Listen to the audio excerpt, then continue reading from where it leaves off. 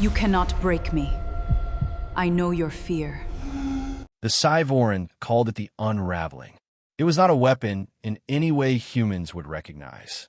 No warships, no plasma cannons, no armies marching across occupied soil. The Psi'voran simply sent one of their readers into a room with whoever resisted them, and within an hour, resistance ended. Permanently. Not through death. Through something quieter. Something worse. They reached inside a mind, found every fear, every memory that had ever broken a person, and they pulled. Until nothing remained but compliance.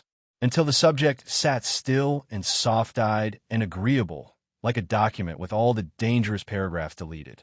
47 civilizations had fallen this way. No battle, no bloodshed, just readers and rooms and silence. Earth had been holding out for 6 months.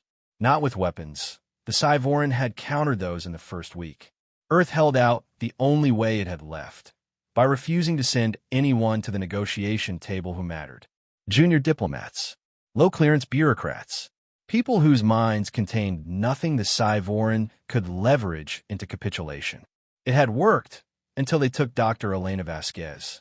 Elena was 38, a xenolinguist from Bogota who had spent 15 years decoding alien communication patterns for the UN Contact Division.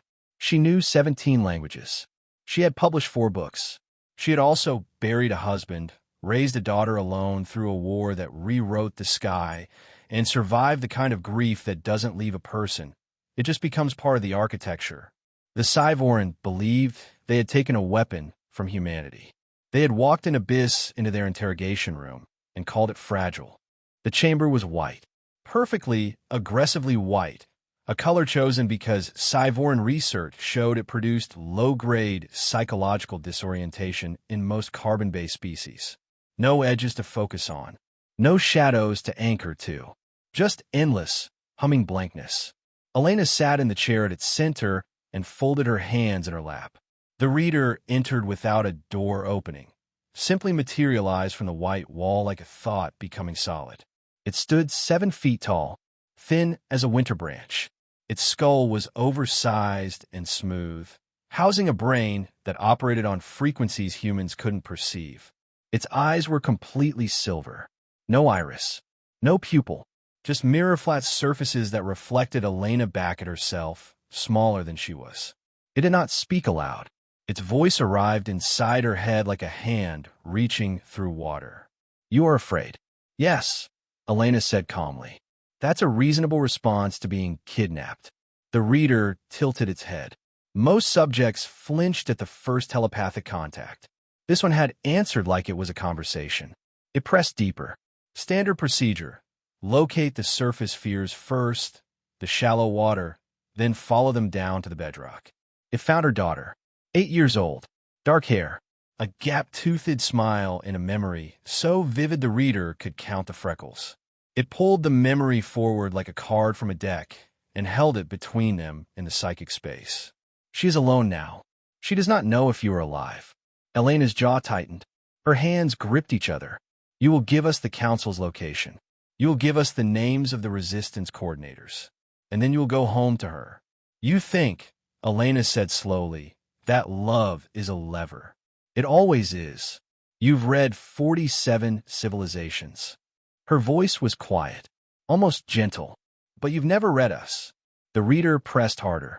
This was the moment of unraveling, when the emotional center cracked and everything spilled out, searchable, mappable, useful. It reached for the deepest place in Elena Vasquez, and the floor disappeared. The reader had broken minds on 47 worlds. It had never fallen into one. Elena didn't resist. That was the thing that shattered the reader's entire framework in the first 3 seconds. She didn't build walls, didn't scramble to protect anything. She opened, completely, like a person stepping back from a door and saying, "Go ahead." "Look." The reader looked. It saw Bogota, 2019. A hospital room. A man named Daniel who laughed too loudly and loved terrible coffee, and died in 31 days from a diagnosis that arrived without warning. It saw Elena sitting with him every night, reading aloud because his eyes had stopped working, her voice steady even when everything inside her was not. It saw the years after. Raising a daughter who asked questions Elena didn't have answers to. Working through grief not by healing it, but by carrying it. The way humans do, the way no other species the Psi'voran had ever encountered does. Forward, always forward, the weight becoming not lighter, but more familiar. Then it saw further back.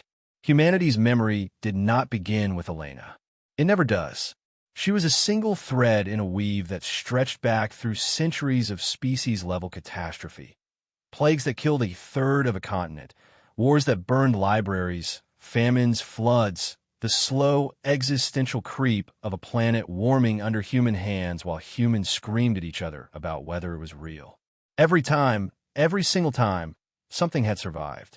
Not triumphant, not unbroken, scarred and still moving. The reader tried to find the fracture point, the place where the weight had been too much, where Elena Vasquez had finally, completely stopped. It searched her entire life for the moment she gave up. There wasn't one. The reader had been designed to find the edge of a mind and push it over. It had never encountered a mind whose edge had been pushed so many times that the edge itself had become load-bearing. Elena felt the moment it happened, the psychic equivalent of a stumble. A reader, 7 feet tall, silver-eyed, conqueror of 47 worlds, recoiling from the inside of a human woman's memory like it had touched a live wire. She leaned forward in her chair. "Still there?" she asked quietly. The reader made a sound. Not language, not thought. Something between the two, something that had no translation because no Psi'voran had ever needed a word for what it was experiencing. "Terror. We've been through worse than you," Elena said. "We've been through worse than everything. And we woke up the next morning and made coffee and went back to work. That's not weakness you found in there." Her voice didn't rise. It didn't need to. That's the whole point of us. The psychic connection severed. The reader collapsed. The Psi'voran retrieved their reader from the chamber 3 minutes later. It was alive, technically, but its silver eyes had changed. The mirror-flat surfaces now held something they had never held before. Depth, distance, the specific, haunted quality of a being that had seen something it could not unsee. It never conducted another unraveling. The Psi'voran High Council reviewed the chamber recordings 7 times. They had no framework for what they were seeing. Their entire civilization was built on the understanding that every mind had a breaking point, that consciousness, under sufficient pressure, would always fracture. They had believed this because for 47 civilizations, it had been true. They sent a withdrawal notice to Earth's council within 48 hours. No explanation, no demands. The communication was 4 words in Psi'voran formal register, which translated, roughly, as, "We have reconsidered engagement." Elena was returned to Geneva the following morning. Her daughter met her at the door. 8 years old, dark hair, gap-toothed smile. Elena held her for a long time and didn't say anything about what had happened in that white room.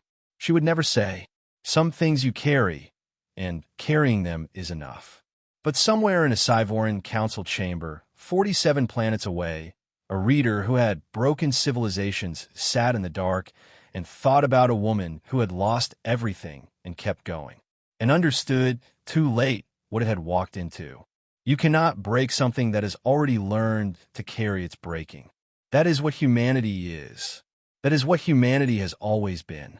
Defiant, unraveling, and completely, dangerously impossible to stop.